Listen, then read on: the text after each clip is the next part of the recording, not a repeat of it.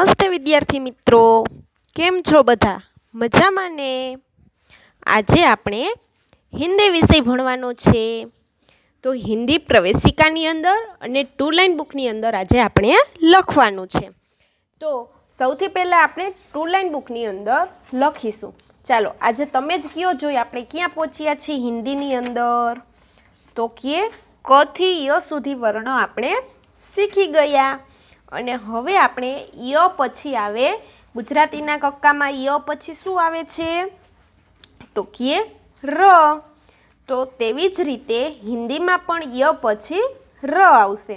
તો આજે આપણે ર શીખવાનો છે. તો રથી બને છે રથ, એટલે કે રનો શબ્દ એની આપણે જો વર્ણમાલા શબ્દમાં બોલવી હોય તો ર સે રથ. જેમ આપણે ઇંગ્લિશમાં ર સે રેબિટ એવી રીતે બોલી છીએ. પછી ગુજરાતીમાં રમકડાનો ર, એવી રીતના રનો શબ્દ હિન્દીમાં ર સે રથ પણ બને છે. અને બીજા પણ ઘણા બધા શબ્દ બને છે, જેમ કે રસે રક્ષક, રસે રજાઈ, પછી મગર, તેમાં પણ ર વચ્ચે આવે છે. હવે આવા આપણે શબ્દ શીખીએ તે પહેલાં આપણે પહેલાં તો ર લખતા શીખી જઈએ, બરાબર? તો આ રીતના 2 લાઇન બુકની અંદર તમારે લખવાનું છે. એક પેજ આપણે ભરવાનું છે, જેમ આપણે લખી છીએ તેવી જ રીતે. ર કેવી રીતે બનશે? તો કે જેમ તમે ગુજરાતીનો ર કરો છો તેવી જ રીતના કરવાનો અને ઉપર રેખા ખેંચવાની. જો ગુજરાતીના રની અંદર તમે આ રીતે આમ કરતા હશો, બરાબર? અહીંયા લીટું વળાંક વાળતા હશો, પરંતુ હિન્દીના રમાં તમારે સીધું જ લીટું કરવાનું છે. આમ કરી અને આ સીધું લીટું, બરાબર? અને ઉપર રેખા કરી દેવાની. તો આ છે ર સે રથ. તમારે બોલતું જવાનું એટલે એકદમ સરસ મગજમાં બેસી જાય. ર સે રથ, રસે રક્ષક, રસે રજાઈ. આ રીતે ર લખી 2 લાઇન બુકની અંદર પહેલાં લખી લેવાનો છે અને પછી આપણે પ્રવેશિકાની અંદર લખવાનો છે. ર શીખી ગયા પછી આપણે સાથે સાથે પહેલાં લ પણ શીખવાનો છે. તો કે લ સે લનો શબ્દ શું બનશે? તો આ છે હિન્દીનો લ.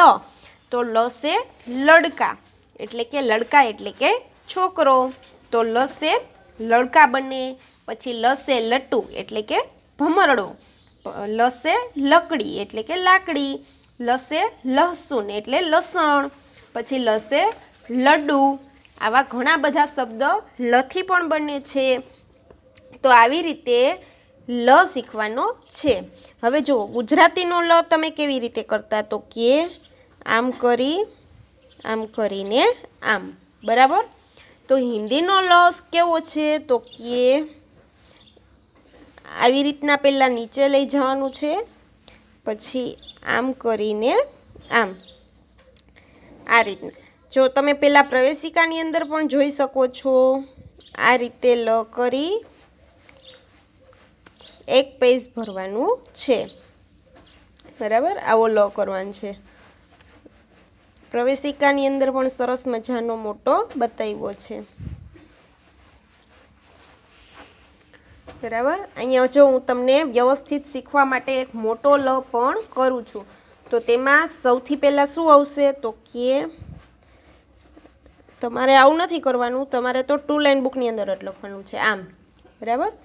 ત્યાર પછી બીજું આવું કરવાનું અને અહીંયા કરી દેવાની છે સીધી રેખા અને અહીંયા આડી રેખા, એટલે આ બની જાય લ, બરાબર? આવો લ અહીંયા આપણે 2 લાઇન બુકની અંદર કરવાનું છે. ત્યાર પછી હવે આપણે જોશું પ્રવેશિકાની અંદર. તો હિન્દી પ્રવેશિકાની અંદર પેજ નંબર 52 જોવાના છે. પેજ નંબર કેટલા? તો કે 52. તો હવે અહીંયા પહેલું શું છે? તો કે રસે રથ. રથ કેવો હોય? તો કે આવો ઘોડાવાળો રથ, બરાબર?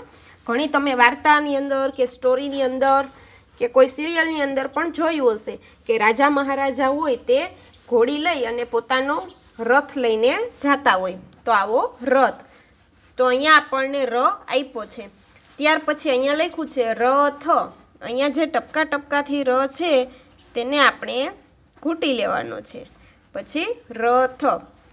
હવે રકો રકે સાથ જોડો એટલે કે અહીંયા ર છે તેને રની સાથે જોડી દેવાનું છે, બરાબર. અહીંયા કેટલાક વર્ણો આપેલા છે, તેમાંથી આપણે જોતું જવાનું. જે ર હોય તેને આ રીતે આપણે જોડી દેશું, બરાબર. અહીંયા પણ ર છે. ત્યાર પછી શું કીધું છે કે ર ઢૂંઢકર ઉસ પર રાઉન્ડ બનાવો. અહીંયા કેટલાક વર્ણો આપણને આપેલા છે, તેમાંથી ર શોધી તેના ઉપર આવું રાઉન્ડ બનાવવાનું છે. આ જુઓ ર છે, છે તો આની ઉપર રાઉન્ડ. આ ર છે, નથી, આ પણ ર નથી. એવી રીતે તમારે અહીંયા બધા વર્ણોમાં જોવાનું છે. જે ર હોય તેની ઉપર આપણે રાઉન્ડ બનાવવાનું. ત્યાર પછી શું કીધું છે તો કે રસે અલગ વર્ણ પર ચોકડી કરો. એટલે કે જે ર થી અલગ વર્ણ પડે છે તેના ઉપર ચોકડી કરવાની છે. અહીંયા ર છે તો કંઈ કરવાનું નથી. આ ર નથી તો તેના ઉપર ચોકડી. આ પણ ર છે, આ પણ ર નથી તો તેના ઉપર ચોકડી. આ પણ ર નથી તો તેના ઉપર પણ ચોકડી. આ રીતે. ત્યાર પછી શું કીધું છે તો કે ર કે નીચે રેખા ખીંચો. એટલે કે અહીંયા જે શબ્દમાં ર છે તેના નીચે રેખા કરવાની. આ શું છે? રથ. તો રની નીચે રેખા. આવી રીતે બધા જ શબ્દની અંદર કરવાનું છે. પછી પઢો ઓર લીખો. એટલે કે વાંચો અને લખો. આને શું વંચાશે તો કે ર. તો પહેલાં આપણે આ રીતે ટપકા ટપકા છે એને પહેલાં ઘાટા કરી લેશું, અને ત્યાર પછી જે જગ્યા છે ત્યાં નવા ર આવી જ રીતે બનાવવાના છે. ત્યાર પછી આપણે પેજ નંબર 53 ઉપર લ જોશું. તો લમાં શું કીધું? તો લમાં તમે 2 લાઇન બુકની અંદર લ શીખી ગયા. હવે અહીંયા કીધું છે પઢો ઓર લીખો. એટલે કે વાંચો અને લખો. અહીંયા જુઓ લ સે કયો શબ્દ બને છે? લડકા. તો લડકા એટલે કે છોકરો. આ છે હિન્દીનો લ. હવે લડકા એવું લખેલું છે, તેમાં લની ઉપર આપણે ટપકા ટપકાથી ઘૂંટવાના છે, બરાબર, અને લ બનાવવાનો.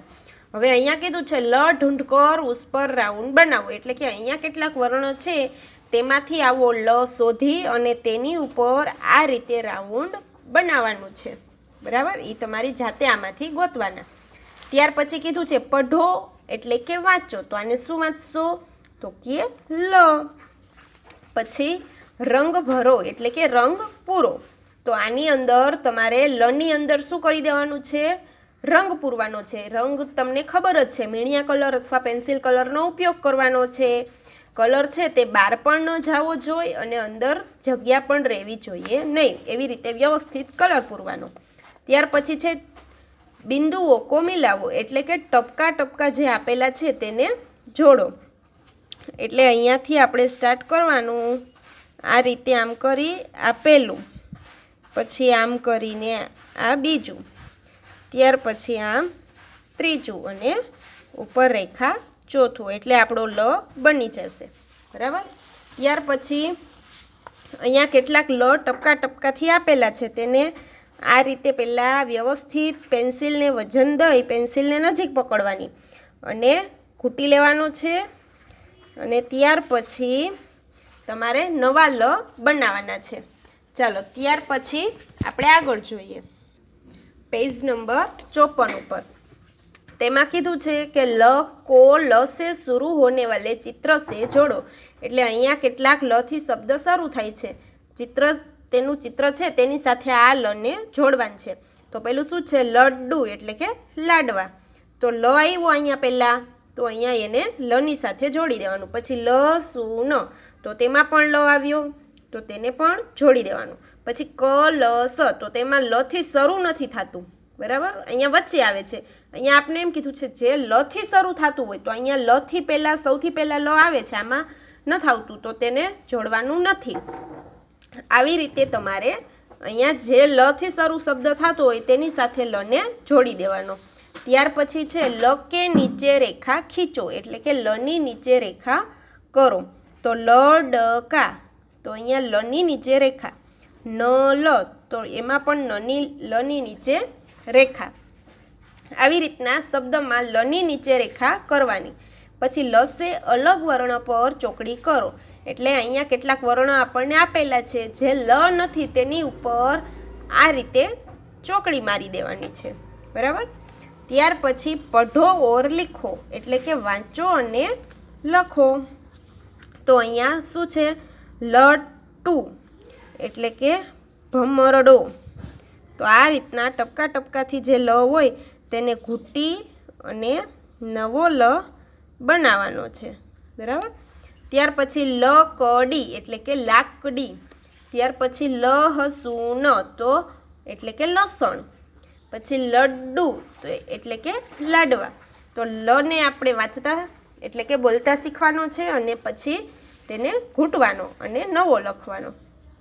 પછી છે શબ્દ મેં સે લ ઢૂંઢકર ઉસ પર રાઉન્ડ બનાવો.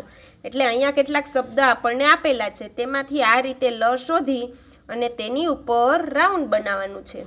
તો આજના માટે આપણે આટલું શીખવાનું છે. ર અને લ. રસે રથ અને લસે લડકા. તો આ રીતે તમારે 2 લાઇન બુકની અંદર ર અને લ લખી પછી પ્રવેશિકાની અંદર ર અને લને પૂર્ણ કરવાના છે.